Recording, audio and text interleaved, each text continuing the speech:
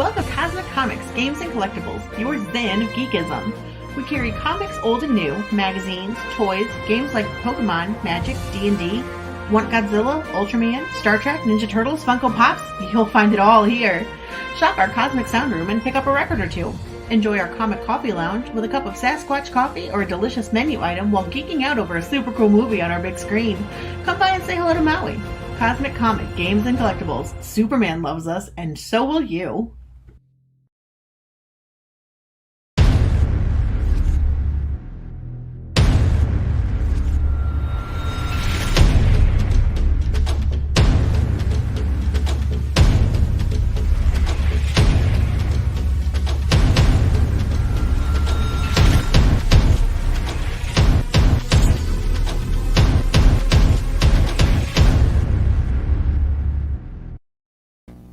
And good evening, everybody. I am RJ Carter, Senior Managing Editor here at CriticalBlast.com, and 2021 is over.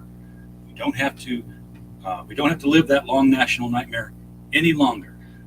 But we do have to look back at it because, as with any year, with possibly the exception of 2020, there's always some good that comes out of it. And every year, Critical Blast puts up the nominee list for the best of 2021 in both films and series, actors in each one, comic books, comic book writers, comic book artists, and the selection of our Bombshell of the Year from our Critical Blast Bombshell of the Month nominees. So there's 12 of them. They're there. The link to the polling that we're talking about is going to be right below the video. You can click on it at any time. It will open in a new window. You won't leave the show at all. But before we get too far down the road here, I would like to ask the chat to kind of pop in and let me know what my levels are here. As soon as I find out where my mouse went to.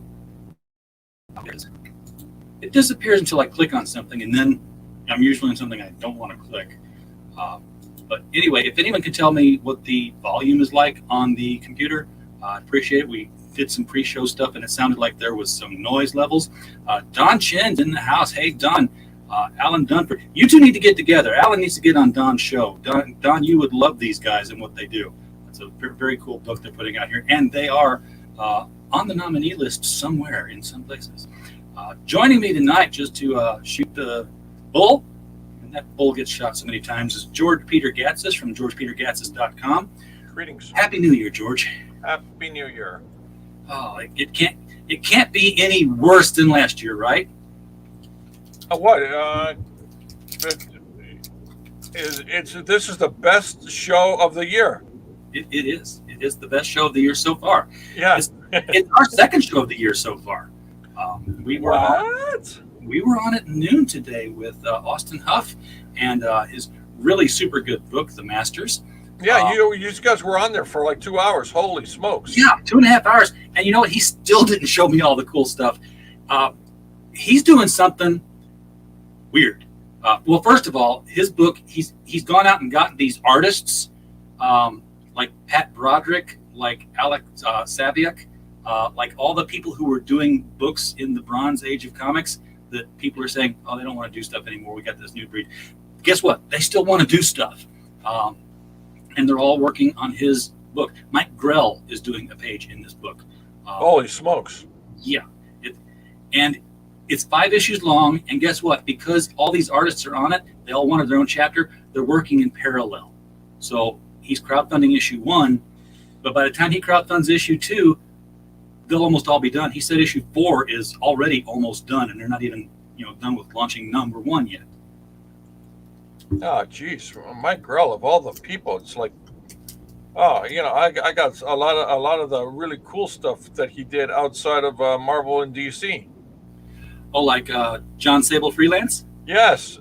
Yeah. And I forgot that space pirate movie. Star Slayer, yes. Not movies. It's a series. It would have been a great movie. Well, it's Star Slayer and the Rocketeer. How could you get it? Was a double bill. It was awesome. Dave Stevens, Mike Grell. It was. I've got a Dave Stevens print right over here on the wall. The cover he did for DNA Agents with Rainbow, the whole Vargas kind of print style. Yep. Had it in college, had to look it up on eBay, found it again, and now it's home. It's home, and the thing that hung up with it on my dorm room wall is also home. The 1983 George Perez Teen Titans collage. Big poster also here. And never shall they leave my sight again. So, wow. We are going to look at some of the best of. Are you ready to kick some of these off? Yep. What do you want to start with? You want to start with best movies? Do you have a category for best hookers? I do, but we're doing that one after dark. Oh, okay. Yeah, we'll do the movies first. Let's see if I can get it to kick off. I'm gonna double click it, and then yeah, there it is. Watch me open two of them. That would be just my luck. Yeah, that's what I exactly did. I opened two of them.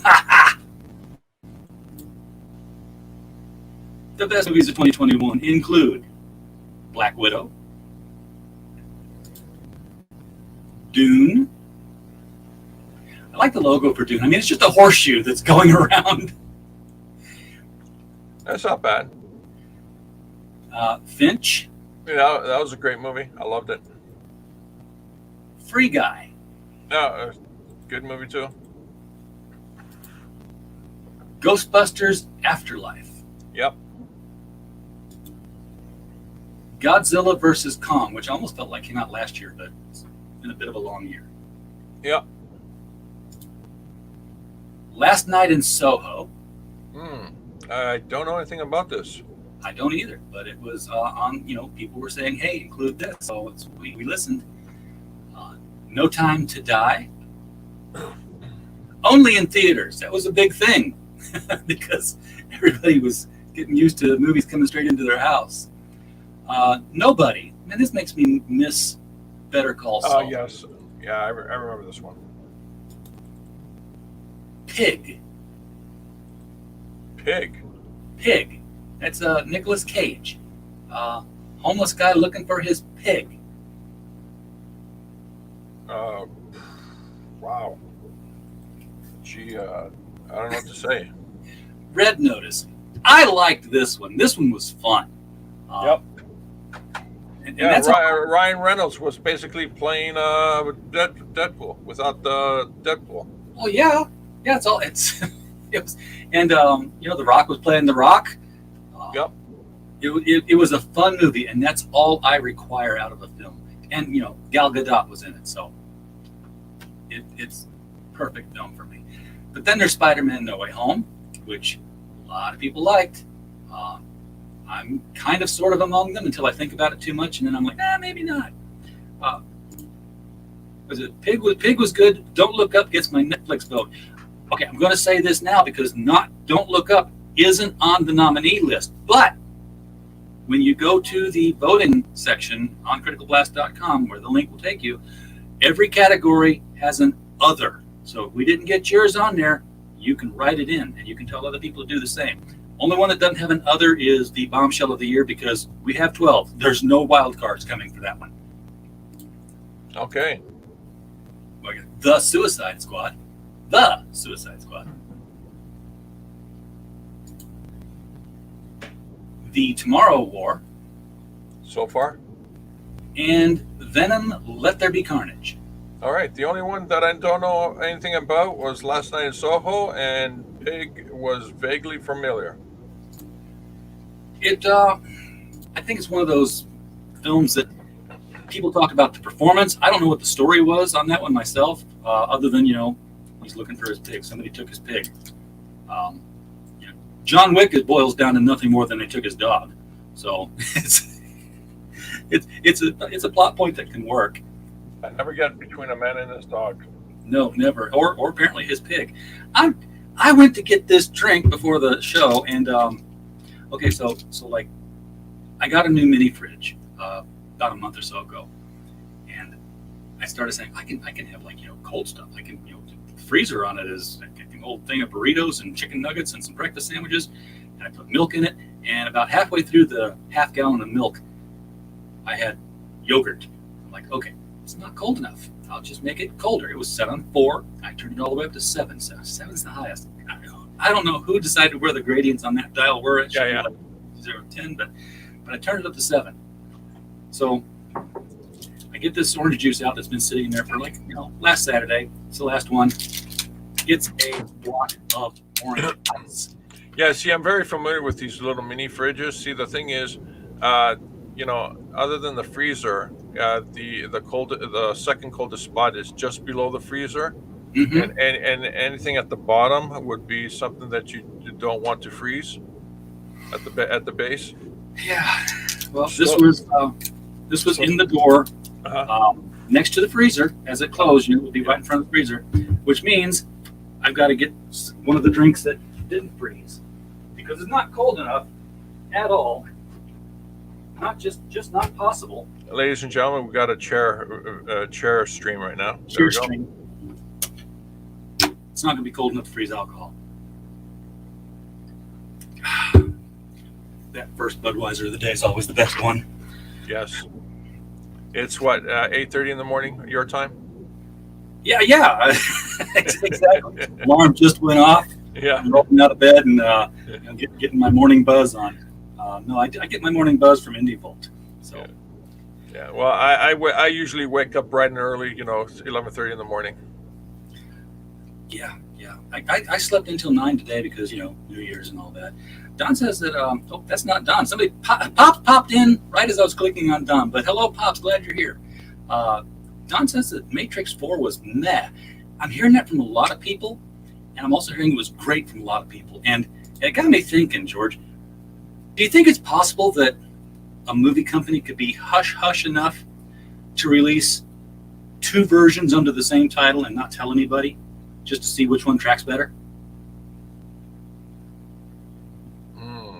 And then that's the one that goes to DVD and streaming when they're done. I don't think it's possible because that director really put one over on the production company. I mean, oh, really? Yeah, the what's it? Warner Brothers said we want to make this movie with or without you. So the director shrugged their shoulder and said, "Okay, fine. I'll grudgingly make a movie," and they did. A big middle finger to Warner Brothers. Yeah, because the first half hour of the movie I hear is it's on an autobiography. Yeah, so it's like the first Matrix was like real life is in a computer program, and now I guess they're saying no, real life is in a movie that's in a computer program. So you believe that you're actors in a movie, in a film, and then we turn it into reality. I don't know. It sounded like an attempt at a mind twist that just turned out to be like a less so. Would have been a great Matrix movie? The dissenting machines basically rebelled and came together to rescue Neo and Trinity from the system, so they can be victorious against the mother system. That would have been interesting. That would have been perfect. Also, they could have done more of a distributed. Now, this is where I start thinking computer speak here, because they've got one database that's keeping track of everybody and keeping reality in sync for all of them. What if they just had like distributed database, like your world is populated with 4 billion people, but like only 5,000 of them are real. So we only have to keep track of a few, and then there's another one over here for another 5,000, and Neo's popping from database to database. Yeah, exactly. That's what the individual machines who want to try to bring Neo back out of the system, they're decentralized. Yeah. They're not part of the main system. They're able to think for themselves. I also thought that after the first movie, I watched the second one, made myself forget it, never watched the third one because I just didn't want to ruin it anymore. But I thought it would have been cool if, after the first movie, it had been like, you pop out, you're out of the Matrix, you're in reality, but it's a nested loop. A lot like Jack Chalker's. Like Tron or the 13th Floor. Yeah, kind of. It's like, it's like, oh, I'm out of the Matrix, I'm into the real world. I'm like, no, you're just into the shell program that was around the program Yeah. of Mapleton. Yeah, but that's the 13th floor.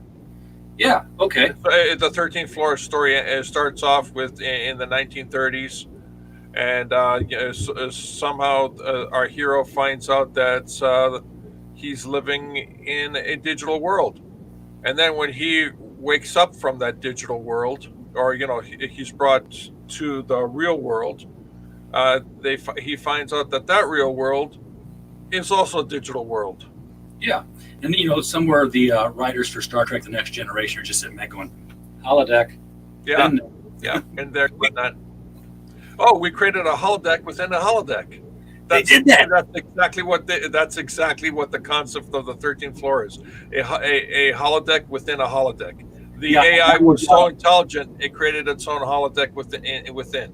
That was Jack Chalker's The Wonderland Gambit. They had like the CEO that was in Ready Player One, like inside the game. Well, he made this virtual environment and he went into it, and now this team of mercenaries is going in to get him out. But while he was in the environment that was like real life, he invented cybernetic alternate realities, virtual realities, and went into it. And so it's like he kept jumping ahead of them into these different reality loops. So it's a concept that can be done well. It's a concept you can trip over yourself. Now these films, they take people to make them come to life, and we had some really good actors and actresses this year. Let me take a peek at the best movie actors of 2021, and this is getting more complex, George, because it used to be like, hey, if it was in the theaters, it's a movie. If it was on television, it's a series. And now we've got streaming, and streaming can have both movies and series. So I can still call it best movie, but I used to call it best TV, and now I call it best series because I didn't know what else to do with it. Get my mouse to unlock. Best movie actors of 2021 are, I'm only going to double click one time.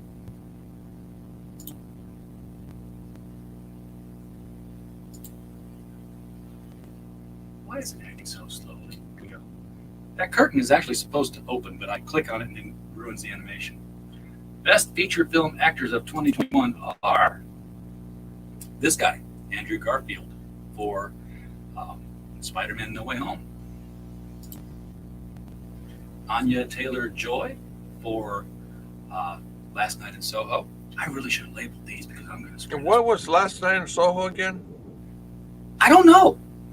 I didn't watch it. It just was like, hey, we like this film. Put it on the list. Bob Odenkirk for Nobody. Chris Pratt for The Tomorrow War. John Cena for The Suicide Squad. See, this is where I'm going to screw it up now. I know who that is, but I can't remember her name. She was in Ghostbusters Afterlife. McKenna Grace. McKenna Grace for Ghostbusters Afterlife.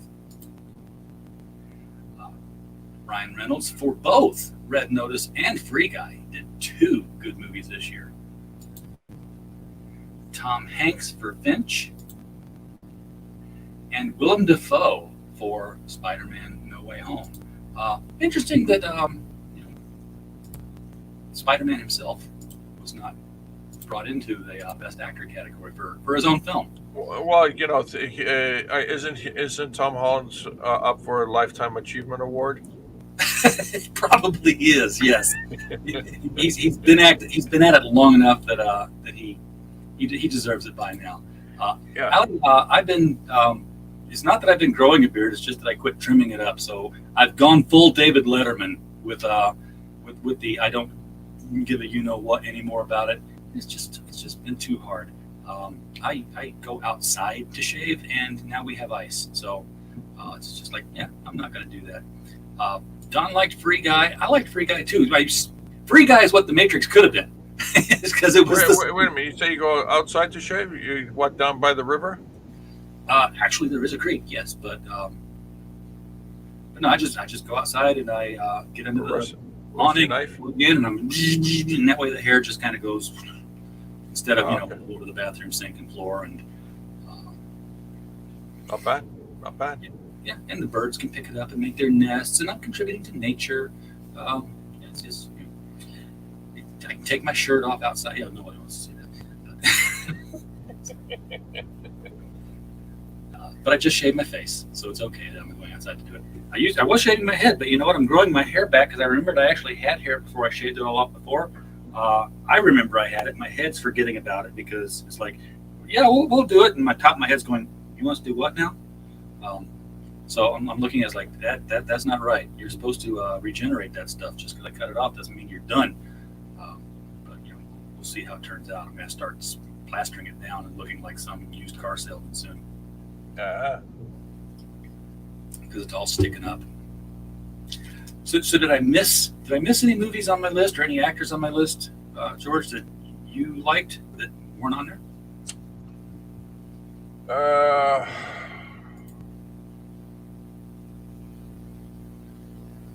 It's not coming to me because all the movies you checked off are the ones that made me happy. That's what I wanted in a movie. All the movies that made me sad, I completely forgot them.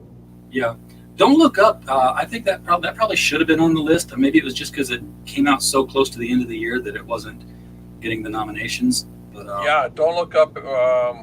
Wow, Brad Pitt and Jennifer Lawrence. Leonardo DiCaprio and Jennifer Lawrence. Sorry, Leonardo DiCaprio, right? I did not know that was him until the end of the movie. And I didn't know it was her until the end of the movie. Oh. Yeah, no, they had a really great, normal character acting. And I love the reviews on it because they were like, so why did the head scientist have to be the middle-aged white guy again, and just the grad student had to be? And I'm like, that was part of the joke. was that she's in the role you expect her to be, and she's being treated the way you expect her to be. I like the shtick where the Bill Gates guy comes in and says we can mine the asteroid. Yeah, and every attempt to mine the asteroid failed. Yes, because it was never peer reviewed, it was never tested. It was just Yeah, he's like, this is great. This is the asteroid. You can literally make the asteroid in the attempt to stop the asteroid. Basically, the COVID. Yeah. And they never said it outright, but I kind of got the feeling when the Russians tried to say, okay, well, screw you guys, we're going to go up and nuke it, and then their base blows up. I kind of got the feeling we did that. The U.S. in the film. Yeah, that was hinted. So it was horrible accident. Gosh, I feel so bad for them all. More than movies, though, I think we've really series have gone from being these nightly episodic things to long form storytelling. Because all the episodes now are just chapters in a longer story. It's not like Star Trek, where like you watched it for an hour and then it was done and you got the whole thing. Now it's like you go on the whole 5-year mission and it takes 5 years to tell it. When it's a good show, that's great. When it's not, it's horrible, or at least agonizing. If I ever do a TV series, a 5-year mission TV series, and it's going horribly wrong for the first season, yes, the first 3 episodes I would actually produce would be episode 1, and the middle episode, and the very last episode, and then I keep the middle and the last episode on the shelf. As we got the notice to cancel the series. Okay, great. We'll just play the middle and the last episode at the end of the run. We're done. Yep. Fast forward to the end, folks. No exactly. That's what the creator from Babylon 5 did in season 4 when he wasn't sure if season 5 was a go. That was a good show. Yes. Babylon 5 used to run in St. Louis on Channel 11, which was like your 3 networks, and then the syndication channel. 11 was the syndication channel, and they put it on at like 2:30 in the morning. Yes. And people were complaining because they'd gotten hooked on the show, and that was like back at this time.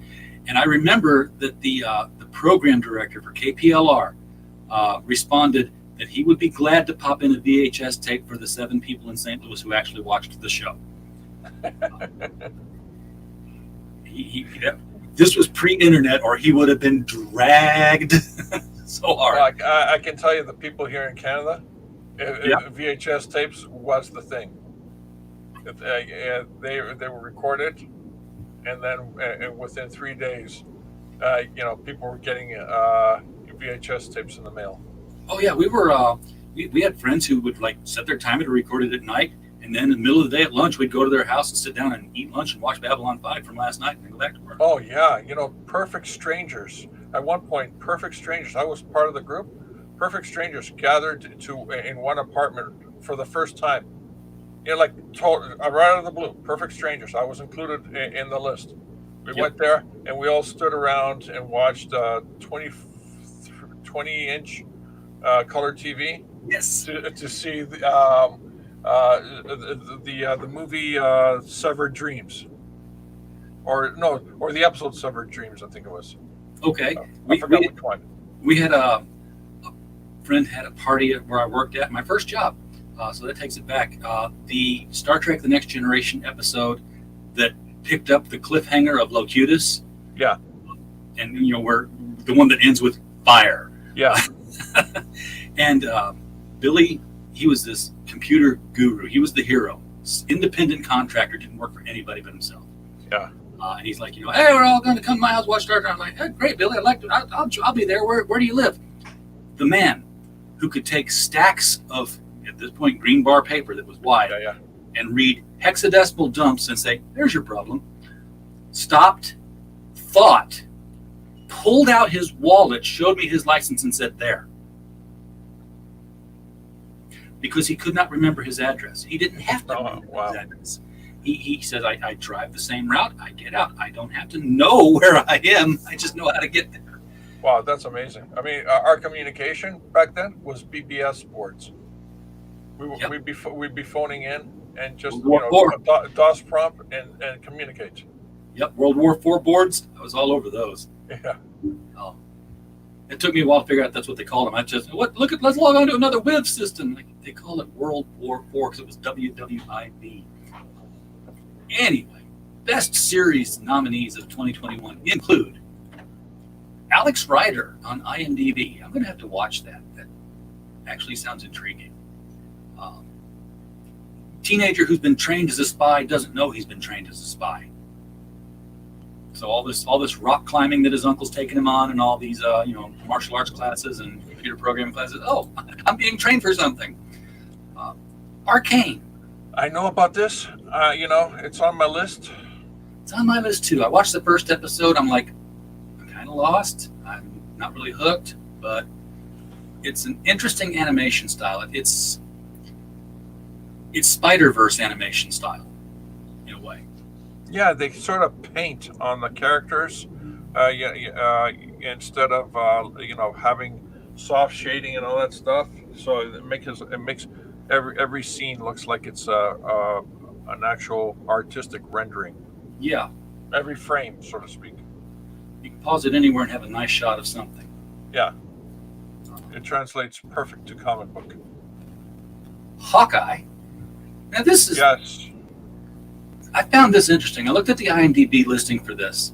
Jeremy Renner is listed as Clint Barton, and Haley Steinfeld is listed as Hawkeye. I was happy about the series so far on this. I was very happy to see the Kingpin. I was very happy to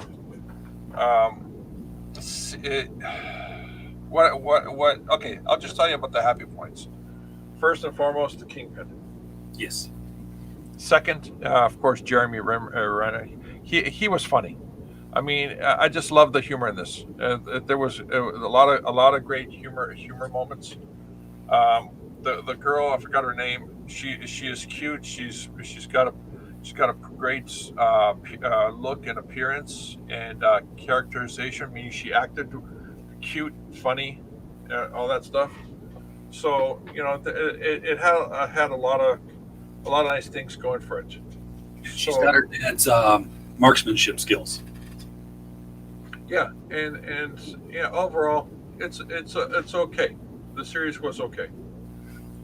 I haven't watched any of it. I haven't watched any of the Disney Plus stuff, not even Wanda Vision. And I think that was like first. I have watched this. Canceled after the first season. But Yeah, this was really pretty raw.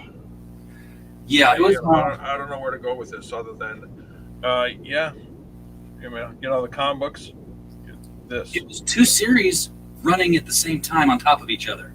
I mean, you kept flashing back to going back to the island. So it's not until the last episode of the series almost where you find out how they got their powers, because that's the track of the island. Yeah. And then the other half of it is, they've had their powers and they're, doing their thing.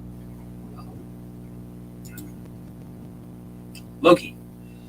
I'm gonna I don't know. probably gonna be the This one, I'm happy to see the actor play Loki. It was convoluted. It was really convoluted. The part that made me kind of lose it, interest, was when they cheapened the uniqueness of the Infinity Stones. Oh, because there's like an infinite number of Infinity Stones. Yeah, you see, the thing is, the Infinity Stones were a product of the universe before this one. So even if there's a multiverse, the Infinity Stones cannot be duplicated. Cannot be. It can. It's impossible for them to be multiplied. There's only one set of stones, and that's it, because they predate the universe. They predate this universe multiverse. Just like Galactus. I was gonna say, I wonder if Galactus has any familiarity with these stones. Yeah, well, just like Galactus predates the universe. Yeah. So there can only be one Galactus. There's not like a Galactus that's a cloud, a Galactus that's a swarm. There's only one Galactus. That's it. Oh, what a great series. That was a great series. And it, kind of a double take on it, I guess, because it's not Lupin at all. he's inspired by Lupin and his stories. Yes. This is like what's that series? Cobra Kai. Okay. Yeah, it's solid. It's solid story writing. They respect the original material, and they branch off and make something better. And this, the fact that he was an avid reader of the series, and he referenced it many times, and also the culture and the mythology and the clever ways that he gets in and out of the situations. And then the last episode where they show you the little yellow buggy car. Yes. Yeah, that was great. That was beautiful. Keely Chow is in the chat. Said, what's going on, and Happy New Year? What's going on is we are going over the nominee lists for the best of 2021. We are currently looking at the best series of the year. The voting link is below. By the way, we actually produce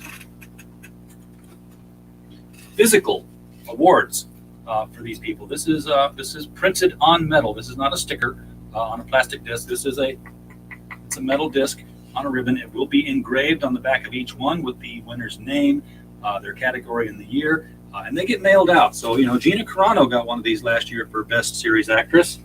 I just don't remember who everybody else. Mandalorian was sent to Disney Plus for the Best Series that year. We used to do engraved glasses. I didn't like them. These looked a lot better, so I was happy with that. Midnight Mass. I have no idea what this is. I've never heard of it. It's horror. I have not watched it myself yet. It's on my list. I'm going to get to it. Got a lot of buzz. Only Murders in the Building. Okay, again. That just right over my head. Oh, okay. Well, I mean, it's Steve Martin and Martin Short and Selena Gomez, and it's a murder mystery in an apartment building. And Only Murders in the Building. Wow. Yeah, every body has a secret. So I wonder if it's like, Murder, She Wrote, but they're all in the one building instead of in the one town. It would be creepy. it's got to have to be a comedic kind of thing because it's Martin and Short, and they just they would be too dramatic. Speaking of dramatic, Squid Game. Everybody that I've heard talking about this, they watched the entire series. What I did was I watched the first episode and I watched the last episode. That's it. Everything else in the middle, it was just noise to me. Oh, there were some heartbreaking games in the middle. They played some real psychological chess with each other. Well, yeah, I would imagine. But the thing is, at the end of the day, there's a finite ending to the story, and go like, okay, so I know what the premise is at the beginning. Yeah, but there's no finite ending because there's going to be another season. He's coming after him. But yeah, the marbles game was just that was really cute. The marbles game was terrible because it was like they said, you're going to play a game, pick up teams of 2. And there were husband and wife in there. It's like, okay, we're going to play this together. We're going to win. And then they gave them marbles, and they're like, you can play any game you want with these marbles against each other. So whoever you picked, one of the 2 was going to die. That was just the way it was. Stargirl, CW. This is one of my favorites. So yeah, I like this. Season seemed kind of short this last time. 13 episodes. Yeah, 13 episodes. I've been told that was normal. I'm like, it just didn't feel like it was long enough this time. It has a nice 1950-ish kind of feel to it. Golden age. Yeah, even though it's modern, they have smartphones. I like the costumes in it. I like the interplay. Not too crazy about, everybody knows who the superheroes are, and all the superheroes know who the evil people are. They all go to school together. But yeah, and they're all in the same town. It's yeah, like, and the bad guys decide to come to that town, to wreak havoc and get tortured by the kids. Yeah.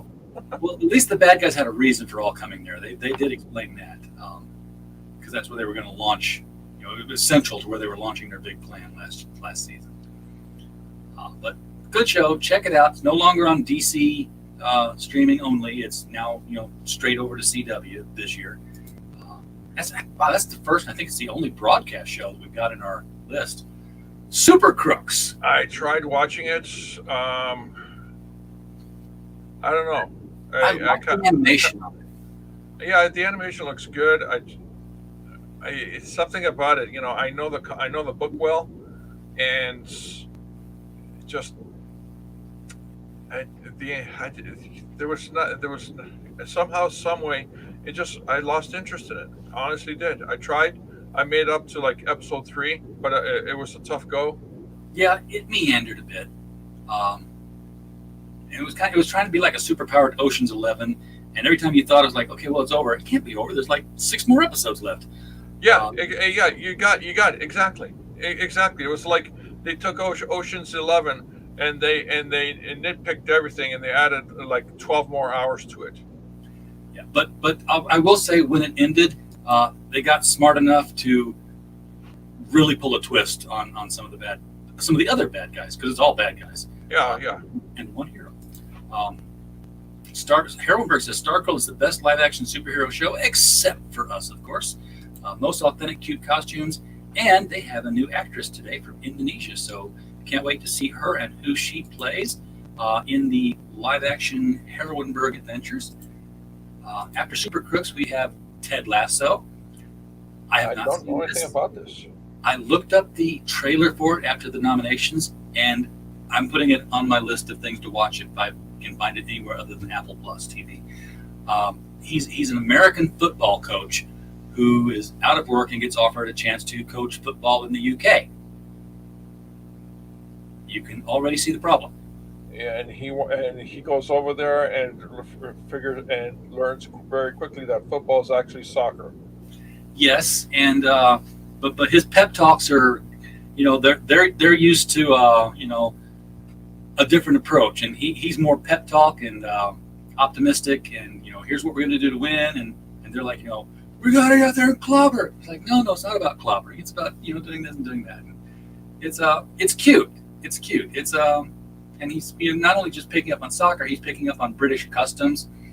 And he's never angry. It seems like he's just always finding a way to deal with it. Like, he's offered tea and he takes a sip. He's like, wow, I always thought tea would just taste like awful brown water.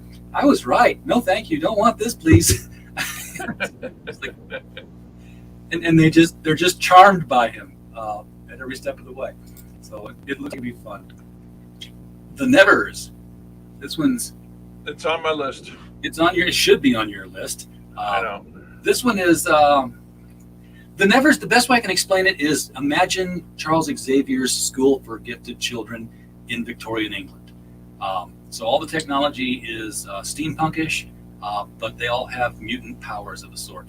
That were all popping up all over the place whenever sort of a spaceship flew over. And even the spaceship is steampunk. So it's like from the future and stuff, but it's still, like got flapping wings and canvas body and stuff. Did I skip one? No, I didn't. I just scrolled instead of clicked. Wanda Vision. I heard so many good things about this. For me, the best thing about it was the vision, and everything every scene with the vision, including the vision and the white vision. See, I've got to see it. Hopefully, they'll put it out on DVD. I don't think they ever put Daredevil out on DVD, and fortunately, I got Netflix now, and I just finished binging the 3rd season of Daredevil. I'm like, oh yeah, I really want more of this. And I'm not going to get it except, in cameo appearances here and there. Final one of the list is Why the Last Man. I never made it past like a couple of minutes into it, and I said, there's no way I'm going to spend any more time on this. And a week or so later, I discovered that it got canceled. Yeah, it did not last long, did it? Well, the thing that made me laugh about it, there's an unintended humor in this Why the Last Man series. Yeah, what's that? Is that when all the men died off on the planet, there were an untold number of traffic jams. Well, yeah, because all the cars, I guess, would have stopped in the place, right? No, because women are such terrible drivers. Oh, you're talking about like a few weeks after when they're still driving around. Okay. Yeah, that's right. I get you. George, I've been called sexist enough over the last 24 hours. I don't need this anymore. I'm real broke up about it too. I know you got a show coming up here, a movie thing in about 15 minutes. So we're going to start rushing now. We're going to start really cranking them out. We are going to take a look at the best comic books of 2021. And drum roll, maestro, let's start these off. 47 Furious Tales from Sonoma Publishing. I've never heard of it. Think of 47 Samurai and make them squirrels. Okay. And it's really, really good.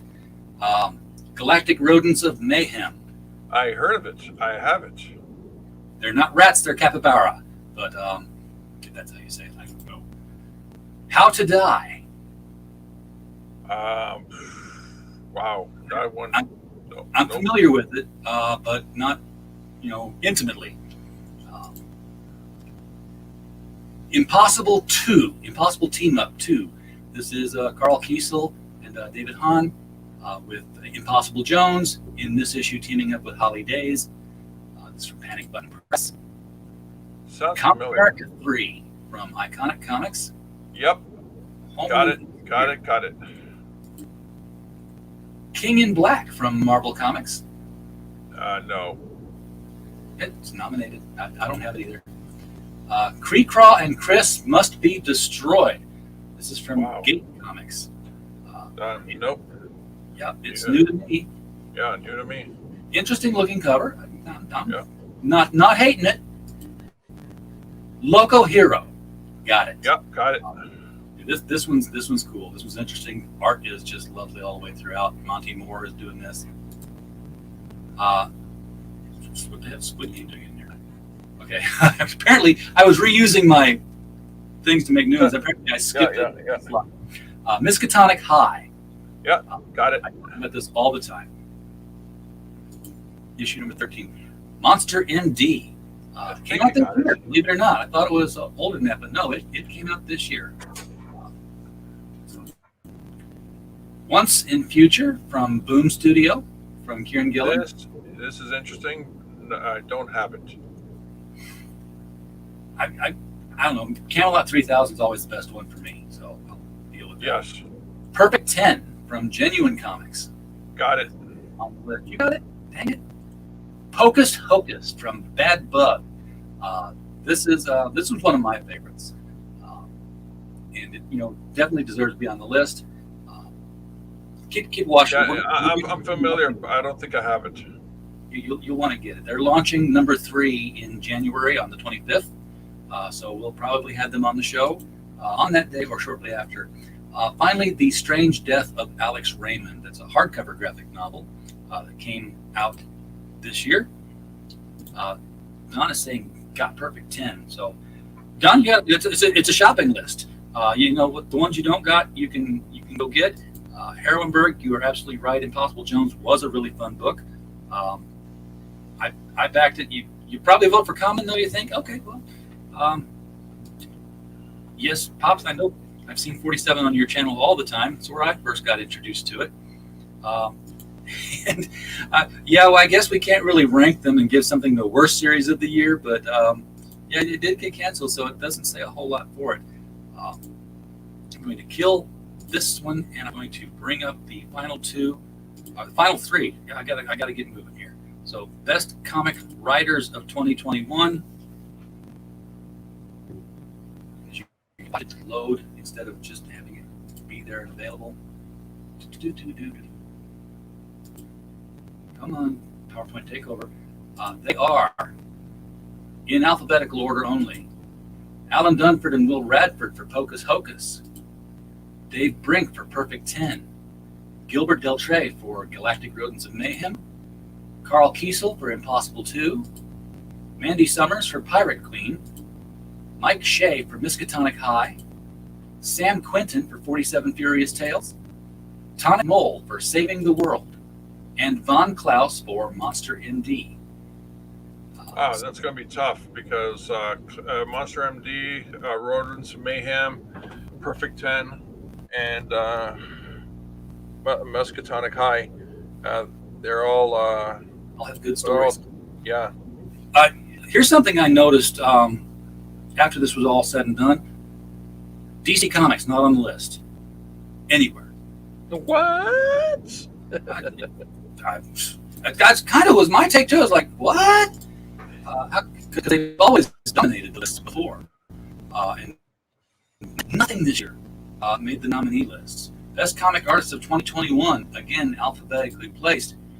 Alexia Veldhuizen, I don't know, I can't say it, for 47 Furious Tales. Brian Bellondo for Pocus Hocus. Clint Helinski for Pirate Queen. David Hahn for Impossible 2. Marco Maccagni for Monster MD. Monty Moore for Local Hero. Paul Rodrigues for Perfect 10. Ryan Mendoza for Miskatonic High. Sebastian Navas for Galactic Rodents and Mayhem. And Tim Lim for Common America. Interesting. The majority of the artists there are the ones that put down the minimum amount of lines, and they have the maximum impact in terms of story on the page. Well, that's the art of comics, isn't it? Though. Finally, well, at least they're not Todd McFarlane line Armageddon, Oh no. Heroenberg says, didn't Chuck Dixon write a bunch of things this year to keep up his record-setting pace? I don't know. He may have written them and they didn't get published. The things had to be published. Don, absolutely, please do write in Merry Boys and promote it out there. You just got the company men 10 minutes before midnight. Yes, I did too. But I had to make a decision that paper was the way to go. So published is published in this particular instance. Finally, we are looking at we have a monthly feature where we feature a player every month. That's what a month means, folks. Called the Bombshell of the Month. And we are going to Now see who those 12 people were over the past year, and you get to pick who you think should be Bombshell of the Year. Please go to the cosplay section of our website and read their profiles. Don't just look at pretty pictures, because some of these people, the things they're doing outside of cosplay and with their cosplay may impact your vote. January's cosplayer, Astra Void. Here she is with her Spider-Gwen cosplay. Not gonna work there. February, New Moon cosplay with a Black Canary piece for Valentine's Day. March is Weirdo Ellie. April is Ready Cosplayer 1. May is Dan Jess. Captain America getting ready to take that inbound Thor's hammer. June, Paris cosplays. July is AMH cosplay. August is Silly Fig. September is Keldar. October is Ms. Marvelous. November, Hannah in Wonderland. And our final one for December, Thor, God of Thunder. Yeah, he actually does look like Thor from the movies, but it was a Christmas piece, and this one here he did was for the Grinch, obviously. So that is that. Doing something special this year with our cosplayers. If any of you start listening to this and realize that the voting is underway, I spoke with professional cosplayer Kara Nicole, and once we select who our winner is and have them on a stream to promote their cosplay and present the award to them, Kara is going to be guest host on that, so they'll get Q&A about what they're doing with their cosplay, and she can ask them some questions that an intelligent cosplayer would know rather than just a fan who says great costume. So that'll be something to tune in for. George, what are we watching tonight on your channel? Because that's where you're going now. And we're going to watch Jungle Girl, second movie. It's a solid 2 hours. And then a mystery movie that is The Matrix and Ghost in the Shell combined. It's produced in the last 10 years. It's completely under copyright. I've tested it. It's good to go. It's going to be a terrific surprise. People who didn't like The Matrix will be very happy with what they're going to be seeing here, because you're just going to be surprised. And not a lot of people know about this movie. And when you see it, you're going to go, why did I miss this? All right. Well, everybody, George, thanks for coming by. Everybody jump over and raid George's stream now and watch some interesting.